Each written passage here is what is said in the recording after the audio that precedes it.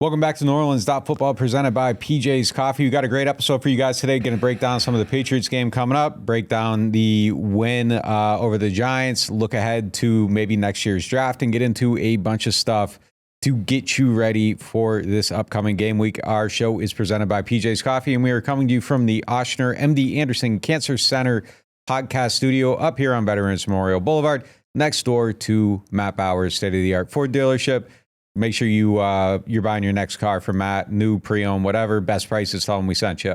If you want to celebrate your fandom beyond the field, Keesler Federal is proud to be the official credit union sponsor of the New Orleans Saints. They are a not-for-profit organization, meaning their members always come first. You can enjoy lower fees, better rates, and everything else Saints fans need to help you get one step closer to living your dreams. That is Keesler Federal, the official credit union sponsor of the New Orleans Saints. They won a game. So that's a big one. That's a big one. They won a game. Yes. They needed to win a game, I think. I think it was important, just as you try to establish your culture and all that stuff. Even if you're a Tankathon watcher and you're worried about the draft stock, I think that there's a real life. You're watching Tankathon already? Or people are watching Tankathon already? Oh, yeah. I see the screenshots after every game. But I think there's a real life application to having a culture, building a culture, knowing that your coach can lead you to a win, knowing that the stuff he's telling you is going to pay off and work at some point. I think everybody on the team can probably look around and say, hey, look, like, I know that this is a rebuilding year, probably not going to beat the Bucs in the NFC South, but like for it to keep feeling good, I think at some point you need to have that celebratory post-game scene. So I think that was really important for them. And I think it was important for Spencer Rattler too, to shut everyone up about the record and everything. Yeah. He can start a new countdown, a new clock, all that stuff. So that brings us into our first topic presented by Rouse's, the official supermarket of the New Orleans Saints. How does Spencer Rattler make himself unejectable from that quarterback seat over the next 5 games? Well, 2 things that he did this last week will help a lot. An 87-yard touchdown pass and a win. It's not realistic to say that he has to do those things. Look, what he was doing in the first 4 games was encouraging.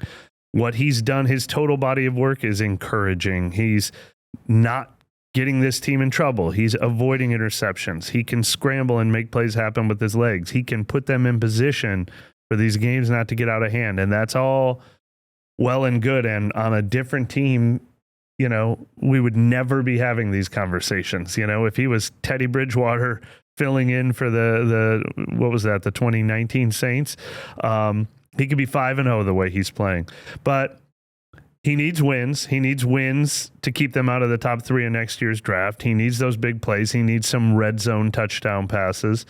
It's just a different formula for a guy when the top 3 pick in next year's draft is looming, if it continues to loom, and Tyler Shuck being here. So his leash is going to remain short unless he starts winning every other week. I mean, if he never loses 2 games in a row, he's never going to lose his job. But if this team is 3-10, even if he has played this good, he then it's taken out of his hands, I think. So unfortunately, he does need to keep winning. Now, there are wins on this schedule, but that's the most important thing. Let me just give a couple unimpeachable facts about myself before I answer the question. Okay. Because I feel like anytime we talk about these quarterbacks, people don't hear what we're saying. They just hear somebody else's name mentioned in a conversation, and it's like, like, how could you? Yeah. Like, one, I own a company called NewOrleans.Football. Okay. Unimpeachable. We sell article memberships, podcasts, the access to podcasts, live streams of games, articles, analysis, and news for $9 a month. When people like the team, they're more likely to spend money on our website. That means that I can continue to grow our business, do more coverage, invest more in the content, and do better, cooler content. And all I want to do with my life is make cool content. That's all I want to do. I work like around the clock. When people are happy and the team is winning, I can do cooler stuff and write better stories and do better podcasts, and our audience numbers are bigger. And again, that becomes profitable for my company. So then I can pay people like Mike. I can pay people like Adam. We can pay people like DJ. Like, it's important for the team to be good because it helps our business. So all I want is for the team to win games. And for the team to win games, usually that starts with good coaching. And then the second thing is good quarterback play. All I care about is having good quarterback play. I don't care. Quick timeout just to make your point. You say you want them to win games. You want them to be built to win sustainably long term. Because there's been a big debate over. We'll get into that. We're going to get into that in the last topic. I'm just making a point so people know my point of view. Yeah. I want them to win games, and I want the quarterback to be someone everyone agrees upon, so nobody's fighting about it. And then the last fact, I have a good relationship with both these guys. Like, I don't care about whoever wins. Like, I'm cool with both of them. Like, I talk to these people every day. So there's no hate. Like, every time we say something about someone, it's like, oh, they hate this guy. They want the other guy to succeed. I just want one of them to succeed. Yeah. I don't give a F about like who it is, like, at all. So saying all of that, I think Spencer Rattler is like playing in a way that makes him extremely hard right now. If you are playing quarterback and you are not turning the ball over and you are not getting sacked, it's very hard to remove that person from that conversation. Now, I will say this too. We talk about it through the prism of like, can he keep his job? Because they, not Nick, not Mike, not NewOrleans.Football, the New Orleans Saints drafted a quarterback at the 40th pick to replace Spencer Rattler. So his progress is going to be measured against the person they took to replace him. Right now, as I look at Spencer Rattler, like, he's a hard person to bet against. Like, he is not making mistakes. He's playing tough. He's getting better every week. Do you have to win games? I don't know. I think if you just don't fall off, like if we're at the end of this 5-game stretch and he has 12 touchdowns and 2 interceptions and he's completing 67.2% of his passes, like, are you taking him out of that? Like, what do you have to do? You know what I mean? Like, I think you got to hit in the red zone at some point or whatever. But like, I don't know that this thing's being measured by wins and losses even at this point. It's a very, very confusing, and I'm just being realistic about it. Like, you could be somebody that wants to see the other guy and see the upside go up. Like, there's always going to be a curiosity there too of like, well, what is the other guy like? Is it better or not? But like, he is doing exactly what he needs to do to just be wedged in there, and like, he's making himself wide, and he's not going to make himself skinny so you can pull him out. Like, he's like pressed down right now the way he's playing. I think he's doing exactly what he needs to do to stay in there. I don't know, man. Like, if you aren't throwing picks and you aren't getting sacked, like, it's very, very hard to take him out of that position. I agree.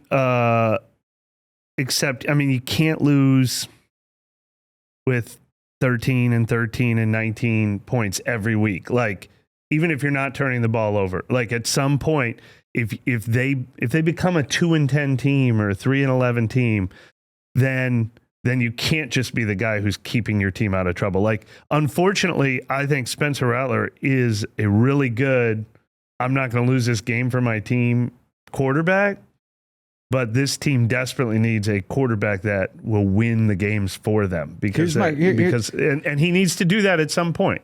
I agree with you totally. But my question is are they looking at this in a way where we're trying to get this guy playing football a certain type of way, and then we're going to try to build around him? Sure. But are they looking at it like Spencer Rattler needs to win his games? Or are they looking at it like, hey, this guy's playing like this, let's keep growing him in this role, he does this, and then can we add around him? The problem is, if they're a 3-14 team, they're going to have the number 1 or number 2 pick in the draft, and they're going to draft a quarterback, because that's what you do if you have the number 1 or the number 2 pick in the draft, because you hope you never have the number 1 or the number 2 pick in the draft again. So that would be great if like he was their investment and they were locked in and they were like, no, this is a 3-year plan with Spencer Rattler. The wins don't have to come this year. The development has to come this year.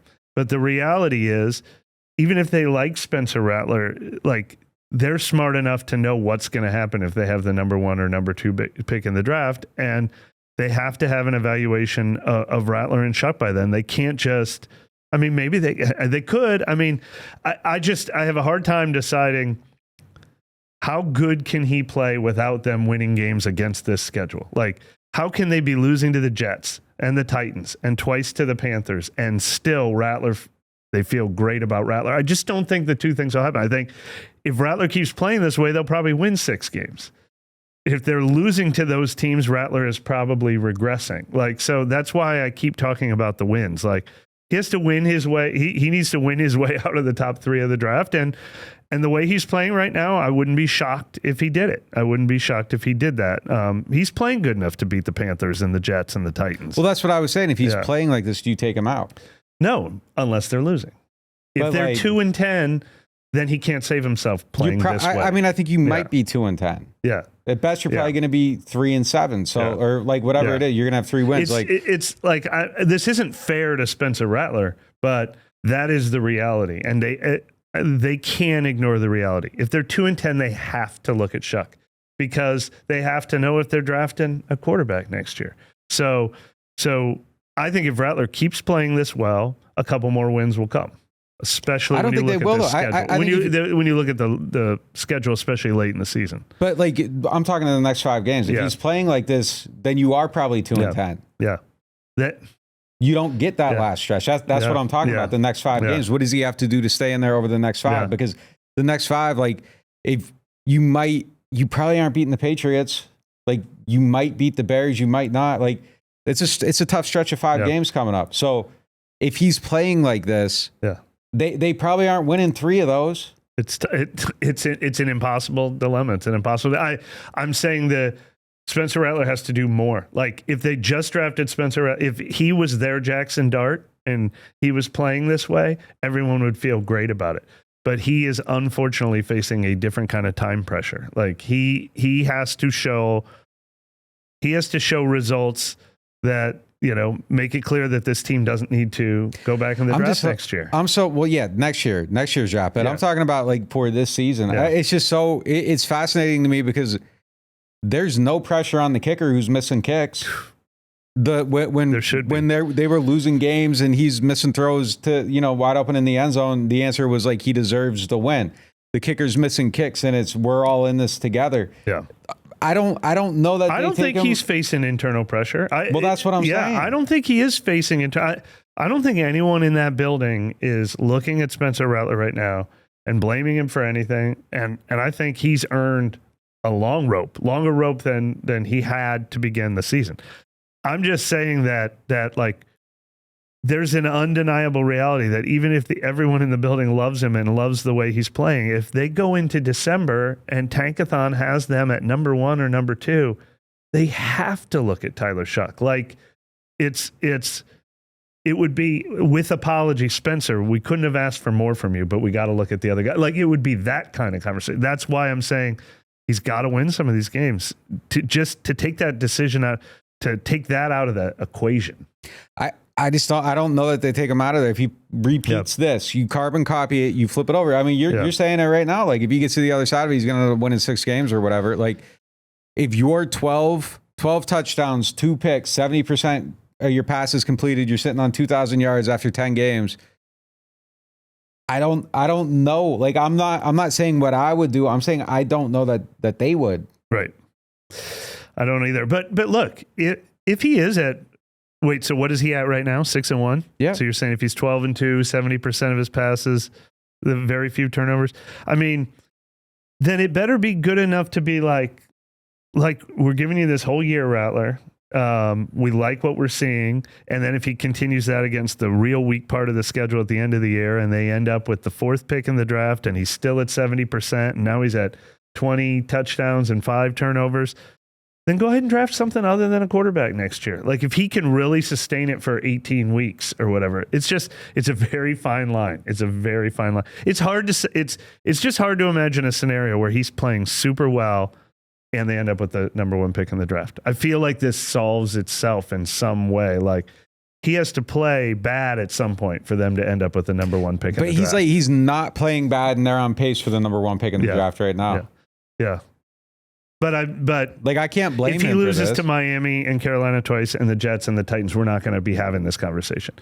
like it won't be cute anymore. Like, you know what I mean? It'll be like, he played really well. I'm just talking about the next 5. Yeah. It's tough.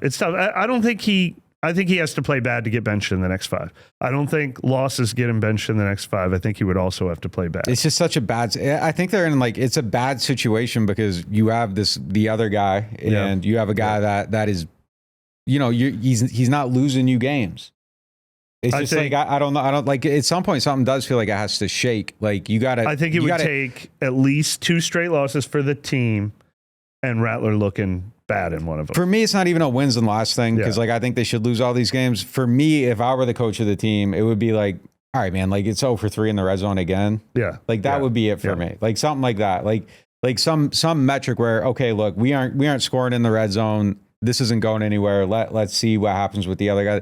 Those are the things that I would be looking at over the next 5. I just don't get the sense that there's this like hard pressure on I don't think the calendar puts it on you yet either. I mean, I'll tell you a game he has to look good in at Carolina in week 10 because there's a bye week in week 11. And that's the worst opponent. See, I think I staunchly disagree with that because if you give him like 5 games at the end of the season and Chuck plays like this, you're kind of sitting there like, man, it could, but like, I don't know. Yeah. You're saying you need to get to Chuck even sooner? It's exactly what you're saying That'd right be now. 7 games after the bye week. But it's what you're saying right now. Like this will take care of itself over time, and you'll know. Like, what if you don't know? I don't know if 2 more games is enough to know for sure on Rattler. Like, so if you give Shuck 5, 6, 7 games, I don't know. Like you could. This is proof positive that you could be sitting here, and this is what I was yelling about at the beginning of the season. Like, man, if he doesn't get 10 games, like how are you actually going to know what he is? Yeah. I don't know what Rattler is for sure. Like I need to see. There's pieces that I see getting better, and there's pieces where I'm like, well, this still needs to get better. But like there is growth here. Shuck could play 5, 6 games, and you could just be kind of at the end like, well, do you assume this gets better or do you assume this gets worse? And that's where I'm sitting here with Rattler right now. There's a scenario here where, like, man, if he locked in and like started hitting his red zone throws and the accuracy gets a little bit better, it's like, oh shit, like this guy could actually do something here. But like, I don't know it after 5 games. I'm sitting here like, no question. I'm it's not sure. coming yet. It's not. I mean, when I talked about the bye week, that's 5 more games. That's double the sample size we've seen before. And I'm saying I think he'll get even longer than that. But the 10th game on that schedule is at Carolina. What's the schedule here? If we double his sample size and we've now gotten to game 10 and Spencer Rattler looks bad at Carolina and they're 2 and they've only won 1 or 2 games at that point, then that's when the calendar starts to come into play, the week 11 bye. That's when the calendar starts to be like, man, couldn't even win in Carolina. So now what, are they 2 and 8 and he played bad at Carolina? Then I'm saying that's when the danger creeps in for me. Yeah, it's difficult, man. Like I don't see him going up in flames. Even I don't think he'll go up in flames. I don't think it's possible for him to go up in flames. Like I don't know that he's going to do anything to lose. Like I don't know. I don't know what it looks like when they shift. I think they're going to just have to decide to shift. And I think my guess, like I feel like they end up doing it like maybe you do it for like. I don't know. Like, I think they're just going to have to make a decision if they want to look at it. There's a lot of inflection points, though. Like I said, Carolina before the bye week. How do we feel about him after that check mark? Did he play well against the worst team on the schedule? Has he gotten another win in the next 5 or 2? If not, 2 weeks later, Miami. 2 weeks later, Carolina. Then the Jets. Then Tennessee. I mean, at some point, at some point he'll be week to week. Maybe Shuck gets 3 games. Maybe Shuck gets 5 games. Maybe Shuck gets 0 games. But I don't think Shuck gets 0 games if Rattler never leads them to wins. Yeah, maybe. Yeah, but I feel like he can delay it. He's gonna look. I think he's already earned a whole nother month. Like we were talking about week 4 at one point. Now we're talking about week 11. Yeah, I see. I think if it was like a win or loss thing, and you're just trying to, you're like, well, he's got to win games to keep the job, and we want to get the other guy in there because we're just letting this run its course or whatever, or we're gonna give Rattler a look, and then we're itching to get to him. You just had the window to do it, and you knew most likely your best odds of looking good were going to be there. So I don't think it's about that. I think they actually like what they're seeing. I completely agree. I don't think they are itching to get to Tyler Shuck at all. I think they would like Rattler to win enough games that they never have to go to Shuck. I'm just saying that if at some point it looks inevitable that they're going to have a top 2 pick in the draft, that's when it changes. So they're going to give him as much time as possible until they're like, so he only loses this job before December if he plays bad. If he keeps playing like this, he's got at least till December, I think, if he keeps playing well. And playing well should lead to some wins along the way. It should. We just saw one. Like sometimes other teams stink. There's no free wins coming up anytime soon. But he almost beat Arizona. He almost beat San Francisco. He, kept them competing in Buffalo. Like wins should come along with this play. There's only 2 games that I would expect to win before December 1st. Expect to win? Yeah. Carolina, Miami. That's it. Yeah. And I don't even know. Miami's up in the air. I don't know. Yeah. So, yeah. Well, then, okay, but then what would they be? They'd be 3-10. And even then, they probably won't be first in Tankathon. Carolina and Miami will be. But I mean, I don't know. It just feels like if it's about wins or losses, like if you're going to drop 4 in a row and it's not so just. I don't think it is. Yeah. I don't think it is. I think it's just about him. I think it's about his progress. Yeah. Anyways, we'll see what it is. It's going to be, we're going to be talking about it all year. It's fascinating. Like, look, it's a shame that it's even a consideration. The way he's playing is encouraging. I hope he gets as much time as possible. All right. Going on to our next topic presented by Schauber Insurance, the Earhart Agency. 5 games in, what is the biggest change in perception you've had of this team so far?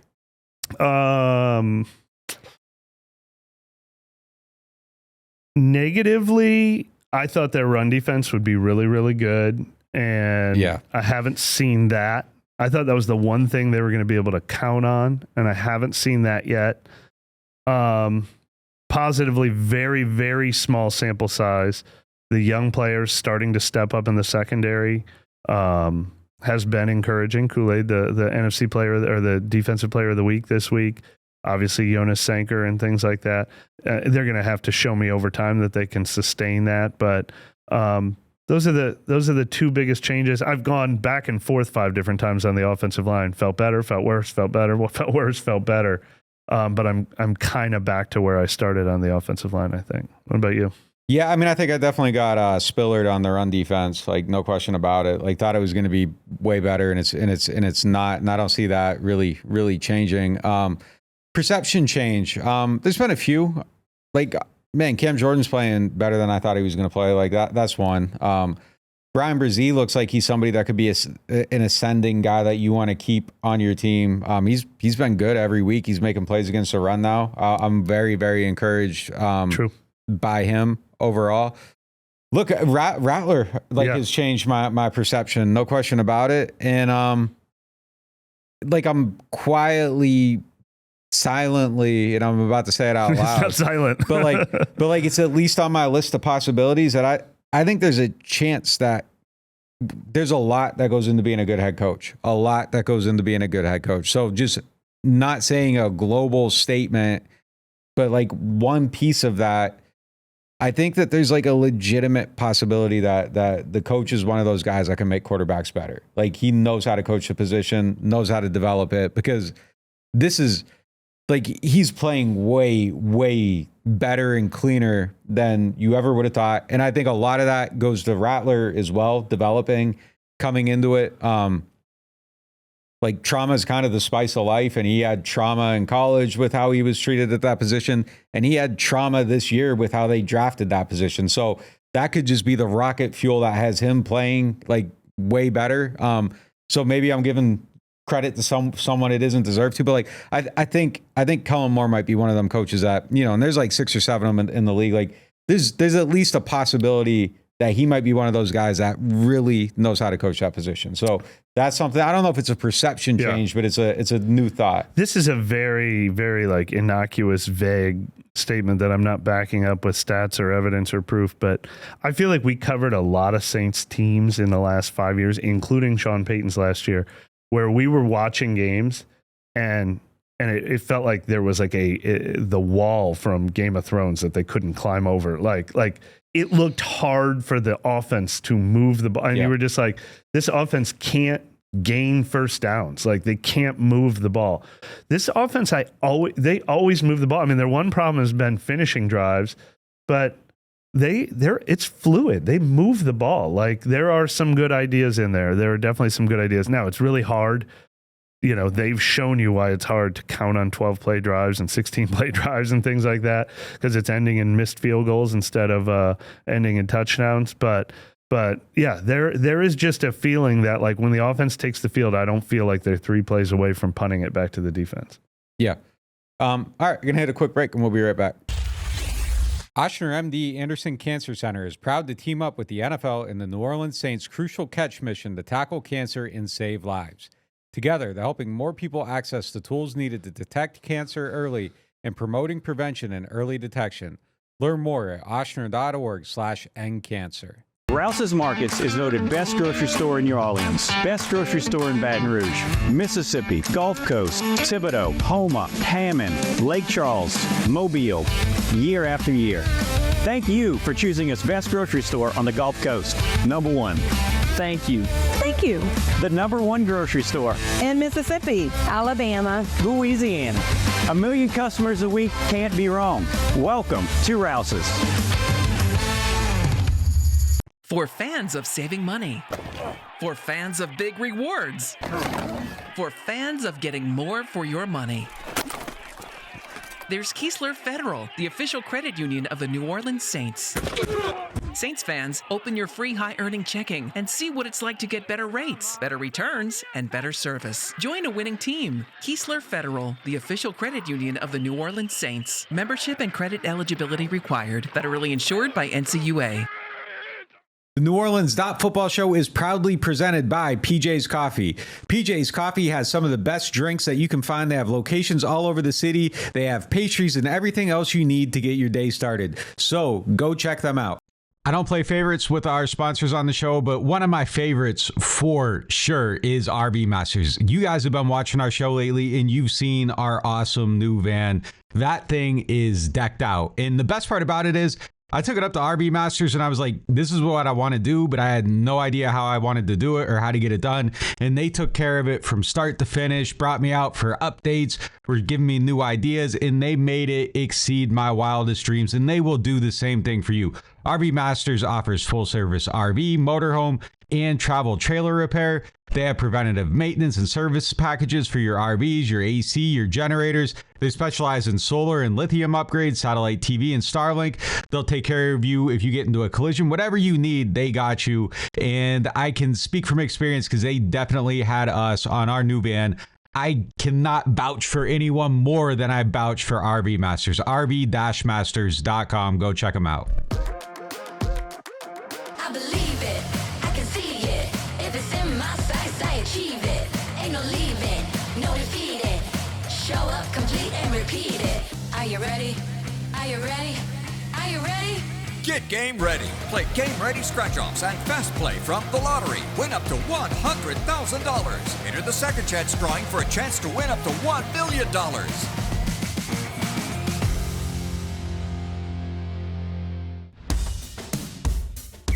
Yeah, they want me to quit, I can't stop it. I'm out of this world, I'm like a rocket. And you can never be us. We not afraid of the pressure, cause we good in the clutch. Yeah. Get game ready. Play Game Ready Scratch-Offs and Fast Play from the lottery. Win up to $100,000. Enter the second chance drawing for a chance to win up to $1 million.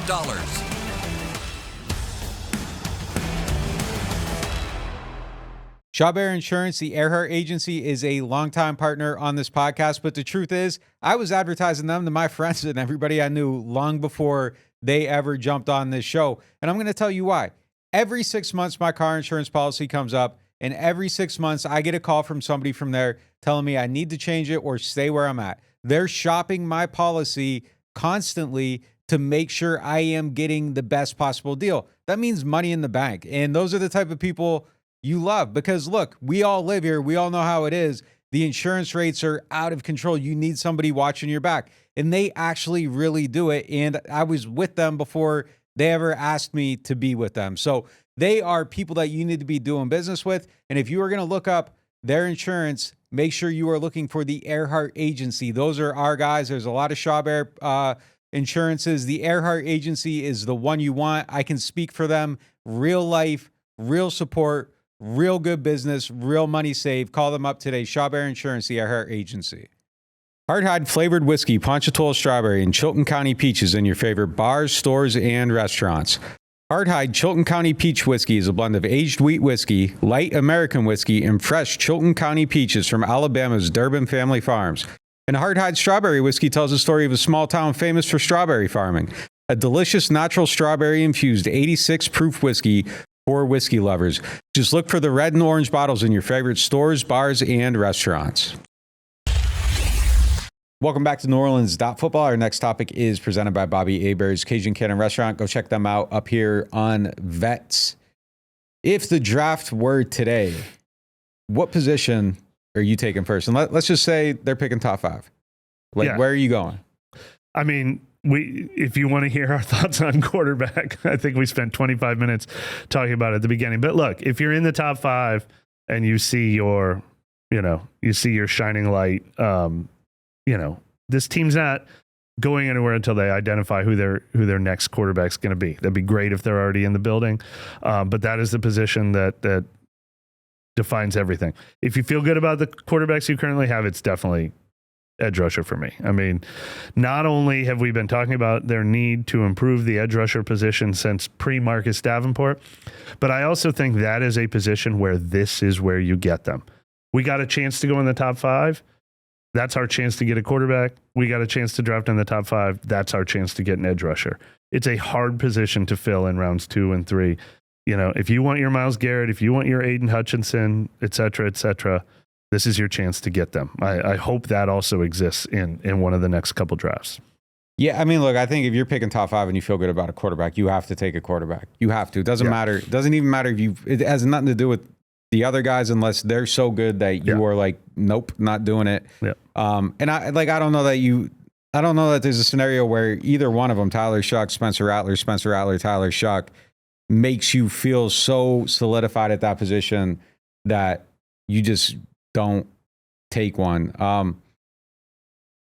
If you're a tribalist or like don't want to hear bad words, like just like skip ahead. But like, I want the Saints at some point, and it could be one of these guys. They could develop into it, or it could be someone else.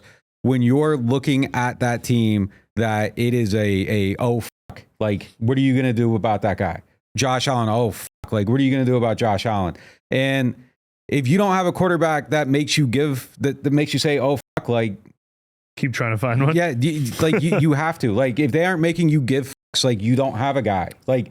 You have to exist in that space. So if you have a chance to do that, you have to do it. Like termites might come and threaten your house and be able to tear it down. But I want the quarterback where it's like, we're building a fire department, we're putting alarms in the house, and we're going to make our best efforts to slow it down. But something might still spark to where your house is getting burned down, no matter what the best efforts are. That's Josh Allen. That's Lamar Jackson. That's Patrick Mahomes. That's maybe it's Joe Burrow for sure. It's maybe Justin Herbert on the right day when the right Chargers show up. But like, that's the guy. Look, if I don't have a quarterback, and I don't think Jordan Love is necessarily one of those guys. He's maybe a fire starter, but he isn't a want to live next to the fire department guy. But I'm still taking Jordan Love over Parsons like 100 out of 100 times. If I don't have a quarterback, like it's great to have Myles Garrett, but like, what if I got Dylan Gabriel? Yeah. Like, who cares? Like, so until you have it, you gotta look. So quarterback first. If you don't feel that way, then, I don't know. If you feel like you can go with the game manager, maybe Jordan Tyson, like a wide receiver, maybe you go that way. Maybe it's the edge rusher. But I think it's probably one of those 3 positions for me. I'm not in general. I mean, the player is the player. Like I'm taking Jamar Chase, wide receiver is one position that like, if I'm looking at a blank canvas roster, like the Saints, like where you're like, they need 48 new players over the next couple of years to build this thing up. Wide receiver is not where I want to go in the top 5 unless the guy is undeniable, because that's a position where I like what I can get later. Like, I like what I can get in the 20s. I like what I can get in the second round. I feel like they exist other places. So wide receivers, you know what? Kevin and I had a conversation about this recently on the Members Only podcast, and we both like thought we were going to surprise the other. Our number 2 answer was both defensive tackle. Like, I want the game destroying guy up there. Now they're rare. They're very rare. They only come along once every 5 years. But man, if I could find one of those in the top 5, that's kind of, the other one would be offensive tackle for me. Knock on wood, they did that 2 years in a row, and they've got 2 offensive tackles. So hopefully they feel good enough about those guys that they don't have to go for another one and like move Huaga to guard or something like that. So if you've got your tackles, defensive end and then interior defensive line is like, I would take that over a receiver if the 2 guys had the same grade. I would 100% take a Jamar Chase, Malik Neighbors, Justin Jefferson with like the second pick in the draft. Yeah. Like those guys are unbelievable. So like if there were one, like if by the end of the draft season someone feels that way, I'm easily drafting. Like those guys are the Saints got to win with one of those guys. Another win easily, maybe 2. Like the pass behind Olave in the end zone, like that he got his hands on, that gets caught. If that's Justin Jefferson, Jamar Chase, the pass to Cooks in the end zone that he got his hands on, but like couldn't quite get it up. That's a catch if it's one of them guys. Like they're elevating. I agree. Like if your plans like, hey, look, we're going to build around Spencer Rattler. You have to get him like the world's best weapons. I think you have to. You can't run it like if you're like, hey, look, Rattler's a guy and he plays this way or whatever, and it's like he's a win with guy. You got to give him guys to win with. You can't go down to the red zone and be like, oh well, like there's 3 5'11" guys and a slightly inaccurate quarterback. Why can't we score? Like, you know, you got to do something if that's your plan to make your plan work. But I don't know if that caliber of player exist in that range, but if he did, I would be wide open to it. But yeah, sure. Like give me a DT, give me an edge, maybe a cornerback even. Like that could be a spot where you're looking to go. There's needs everywhere. Please give me one of those guys that actually is if he's an edge rusher, let him be the Micah Parsons. If he's a defensive tackle, let him be the Aaron Donald or Jeffrey Simmons. If he's a receiver, let him be a Chase or a Jefferson. I mean, if you're going to get a top 5 pick, please, you know, be the Browns and at least have Myles Garrett as a starting point. Yeah, like and you know, I know a lot of people are looking at Caleb Downs. I like Caleb Downs a lot, but if you're going to build, you know, if you don't have a lot, like if the 9 guys in front of the safeties, if like 6 or 7 of them have question marks, and on the other side of the ball it's kind of the same thing. Man, if you're going to decide to build around 2 safeties, you Sanker being one of them, Caleb Downs being the other, Caleb Downs better be Kyle Hamilton and be like, this is a guy that's on your team and he is the identity of your team. Because if you're drafting a safety that high, you got to make sure that he doesn't have normal safety impact. You got to make sure it's abnormal safety impact to get the value out of that. But it's going to be interesting over the next couple of weeks. And kind of in the same vein, trade deadline's coming up. This topic's presented by Aaron Rose. Any guys on the team that you deem completely untouchable? 0. Now, completely untouchable comes with like, I'm not trading Kelvin Banks for a second rounder. I'm not trading him to like a team that I think is going to be in the Super Bowl this year for their first rounder and then having the 31st pick in the draft. But I would trade him for, you know, the 10th pick in next year's draft, if for no other reason than resetting the clock. Like, but he's the least tradable asset. He's the one I would demand the most for. But like, look, I love Chris Olave. I love Alvin Kamara. I love DeMario Davis. Like, these are franchise icons. No one should be untradable because those guys all have shelf lives. A couple of them have career shelf lives. A couple of them have contract shelf lives. And the Saints are on a different clock right now. So no one should be untradable. Here's the thing with Alvin, like, wasn't Joe Mixon traded for his 7th, and that was 2 years ago? You know what I mean? Like, I need to know. No, but I mean, like, no, I'm not return. talking about you. Like, people keep bringing it, like, and they think that there's probably like, well, I would trade him and get a 3rd or something. It's like, well, Joe Mixon went for his 7th 2 years ago. It's 2 years younger now. Granted, like, his foot's dying or whatever, and he's probably never going to play again. But like at the time, nobody knew any of that was going on. So it's just hard to see him having much value. So like, what are you moving him out of here for? Like if it's a 7th, are you moving him for a 7th? I don't know. Maybe you would. I just don't think that like the returns out there for him. And frankly, I don't think Alvin Kamara wants to leave this team, which is probably part of the thought process too. Now with like DeMario, I don't know. I don't think he's worth a ton either, just given where he's at in history his career. tells us that. I mean, we think they should like. I would like to think that if you're a team like, all right, you're the Jacksonville Jaguars, you're 4-1, you're going to win your division. It looks like you're going to win your division, and it's like, let's strike.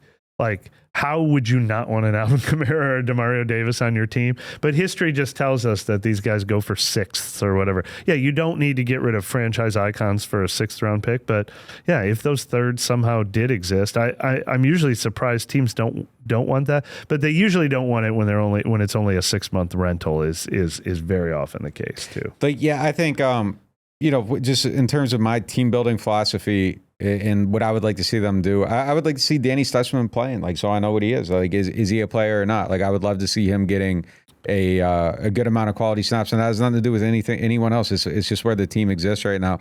I think your most tradable assets on this team are Olave, Shaheed. Shaheed's in this last year of his deal. Yep. So like somebody might want to jump the line there, but because he's in the last year of that deal, I don't know that you get a ton of value for him because you got to give him the contract too. But like you could get something for him.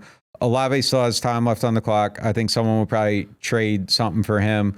I think Carl Granderson probably has maybe more value than possibly anybody. I was going to bring up Granderson and Pete Werner. Where do you fall? We know where we fall on guys that are in the last year of their contract or in their 30s. Where do you fall about the guys who are already in their second contracts? Like Granderson, Pete Werner. I mean, hell, you could say Justin Reed. Like he's in his second contract, even though he just signed it, and Chase Young and guys like that. But like, I'm willing to trade those guys too. Oh, yeah. Like I just want to reset the clock if I'm the Saints. I don't want to get rid of every good player on the team. I want the proper value if I'm doing that. But those are guys who could get 3rd rounders back. Hold on. Let's go back to the last topic real quick. Yeah. Let's say you do draft a top 5 quarterback. Rattler plays the season out. He looks how he looks now by the end of it. Wouldn't that kind of be a win? Because you could draft your quarterback. Theoretically, if Rattler's playing like this, you're probably you're upgrading your 5th round pick to some level. To trade Rattler? Somebody would probably give you like a 3rd or a 4th for him. Like if he plays like this the whole season. Then I don't know if you get the second back for Tyler Shuck because he's a year older, but you might be able to trade him to like the Rams who really wanted him and get like a 3rd round pick for him. Like if you draft a quarterback in the top 5, you do have 2 tradable assets at that position. Yeah, of course. So it would be interesting. And if you did draft a quarterback in the top 5, I would want to pair him with a inoffensive, non-threatening veteran presence who, if you want him to start the season, that's fine. But everybody in the building knows the deal. They know it's about the young guy. They know it's about the rookie. You're competing with them, but like only in the sense that you know that eventually he's taking your spot. You know what I mean? Like that's probably how I would do it. I probably wouldn't want to draft a guy in the top 5 and have like Rattler's going to cut his throat, man. Like he's doing it right now. He'll do it again. Like that guy is, he's a monster competitor. Like, I don't know that I would want to put a top 5 pick in that atmosphere. So I think if I were to draft one, it probably means those guys are going. Because like this is your show. It's about your development. It's interesting. I mean, we've seen that in history too. We saw the Steelers are like, we got to get Kenny Pickett out here. The Bears were like, we got to get Justin Fields out of here. The Patriots are like, we got to get Mac Jones out of here. Just don't want.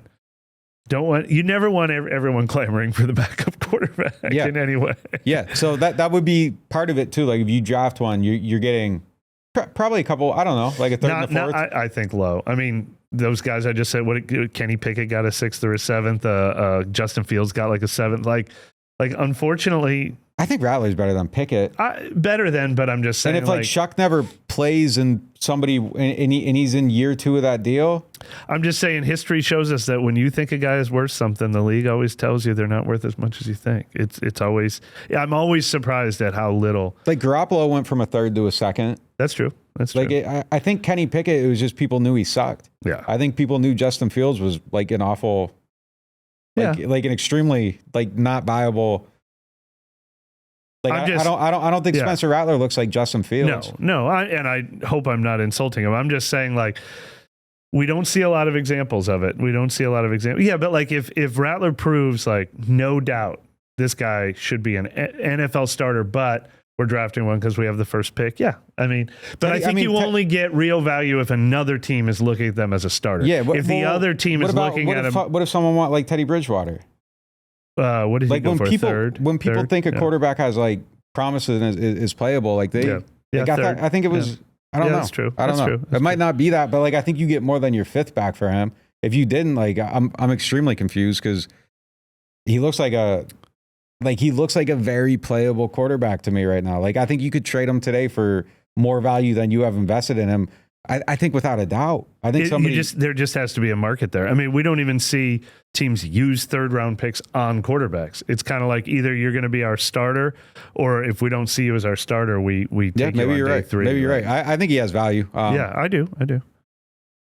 Yeah, where were we at? But yeah, I would trade Pete. I would trade Granderson.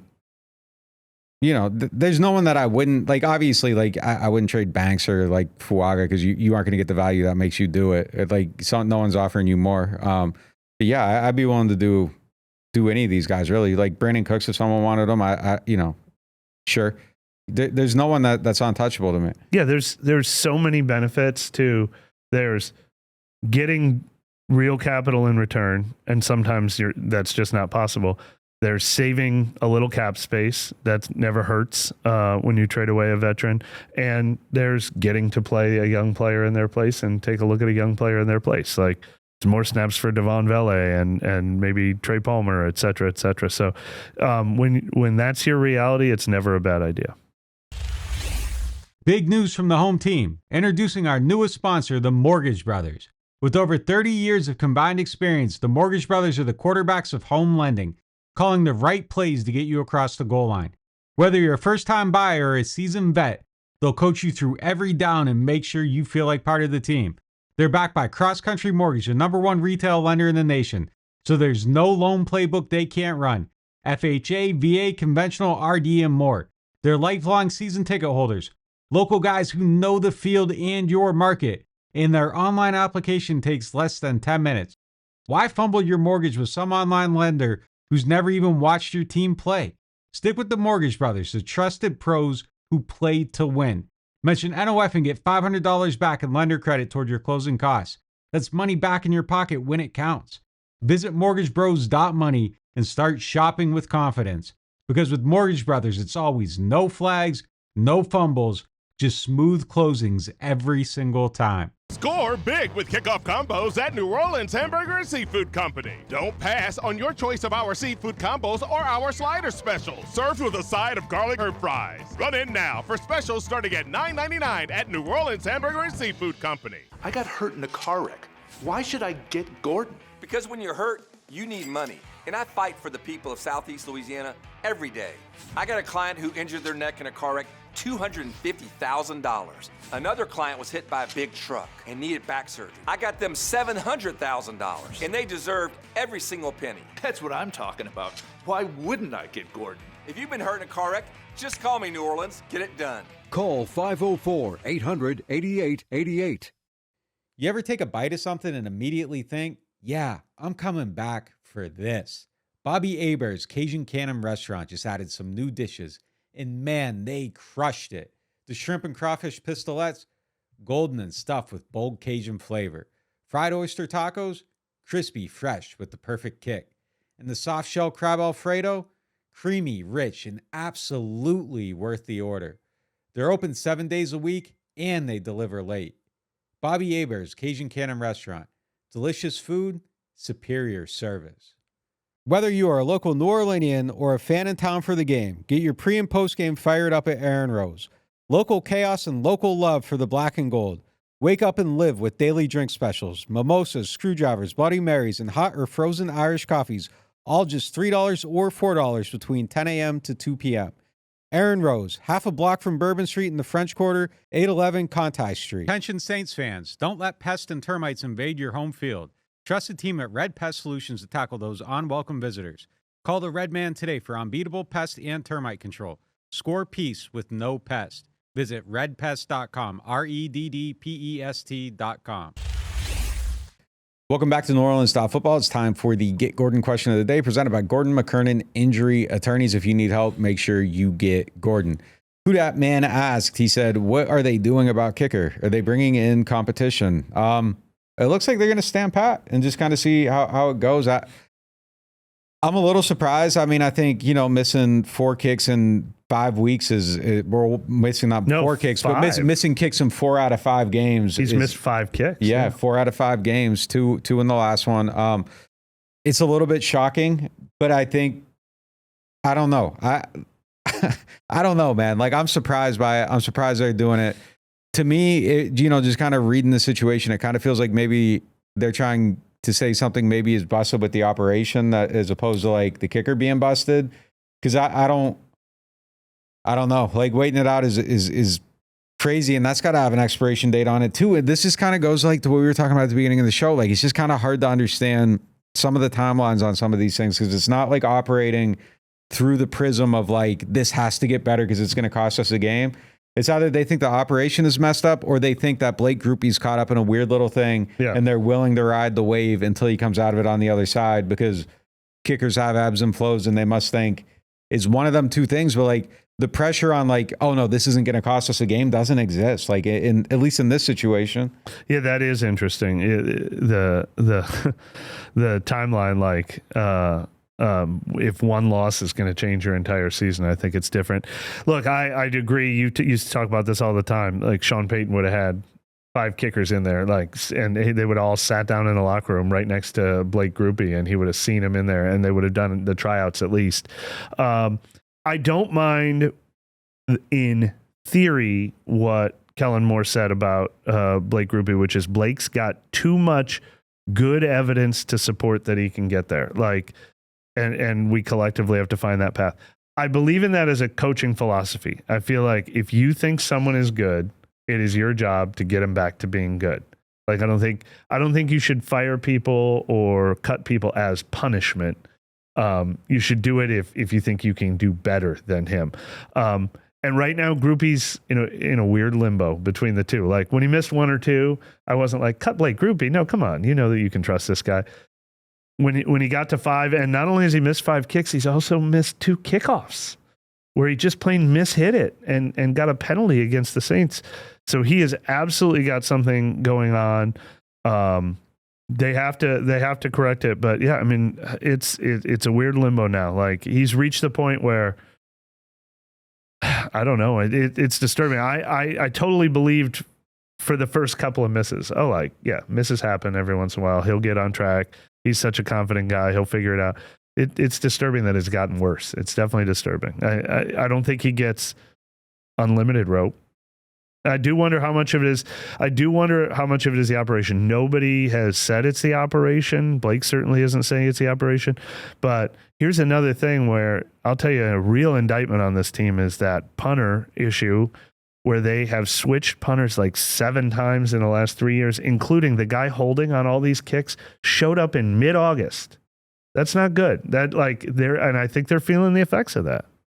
Yeah, I was willing to ride the wave through the first couple, but something has to give here. You can't allow this to go on, and because sometimes it isn't just about the one person. I think sometimes that you can apply pressure in an area that the whole team feels it, and it just has to get better. This whole special teams operation isn't like something has to give at some point. Either like it would be beyond my tolerance point for it. Like it's a multi-week issue. So yeah, I mean, look, I think sometimes Sean did stuff and it wasn't just like about the kicker. I think it was about if I don't tolerate this from the kicker, does it mean my wide receivers aren't messing up their splits? And it isn't always just about one thing. I think sometimes you have to use an opportunity to create pressure. Look, I thought, in Matt Flynn brought this up, and I think it's a great point. Like that Granderson play where it got flagged. Like, yeah, obviously terrible, probably cost Carl money in the long run. Like sacks get you paid. It's an awful play for officiating. But it also was an opportunity for Kellen Moore to show that like he will scream at somebody and will get in their face and will have his players' backs. And the upside of that might be greater than the downside of losing that sack in the long run, because people see that and they know where he stands and they can buy in. And now we all know, okay, he can bring the fire a little bit. So that kind of shuts some of that stuff up.